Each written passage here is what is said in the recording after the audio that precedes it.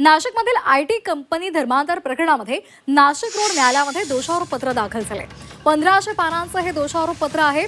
दानिश इजाज शेख, तौसिफ बिलाल अत्तार आणि निदा एजाज खान हिच्यासह एमआयएम नगरसेवक मतीन पटेल विरोधात आरोपपत्र दाखल झालंय. आणि या संदर्भात अधिक माहितीसाठी आपण जाणार आहोत आमचे प्रतिनिधी योगेश खरे यांच्याकडे. योगेश, आता आपण पाहतोय नाशिकमधल्या आयटी कंपनी धर्मांतर प्रकरणामध्ये आता 1500 पानांचा दोषारोपपत्र दाखल झालेलं आहे. नावं सुद्धा आपल्याला पाहायला मिळालेत. काय नेमकी एकूण माहिती आहे या संदर्भातली?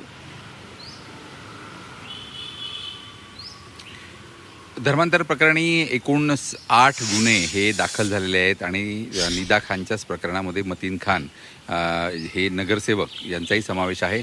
छत्रपती संभाजीनगरच्या या नगरसेवकांनी तिला आश्रय दिल्यामुळे पहिलं चार्जशीट हे स्पेशल युनिटने म्हणजे आपण म्हणूया SITनं हे या दोघांवर या ठिकाणी दाखल केलेलं आहे. कारण की सर्वात महत्त्वाचे दुवे या सर्व प्रकरणातले हे आहे असं म्हटलं जातं आहे. आता जर आपण बघितलं तर बाकी धर्मांतर प्रकरणातले अजून जे 4 प्रमुख आरोपी आहेत आणि त्याचबरोबर तिथली जी हेड HR हेड तिला म्हटलं जातं चेनानी, तिचं प्रकरणसुद्धा यामध्ये आहे. प्रत्येकाचे हे स्वतंत्र गुन्हे आहेत. त्या प्रत्येकाचं चार्जशीट हे SIT स्वतंत्रपणे तपास करून दाखल करणार आहे.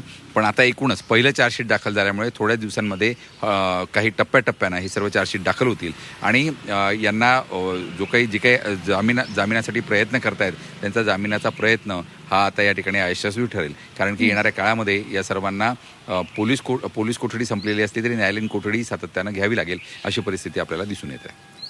धन्यवाद आपण दिलेल्या सविस्तर माहितीसाठी.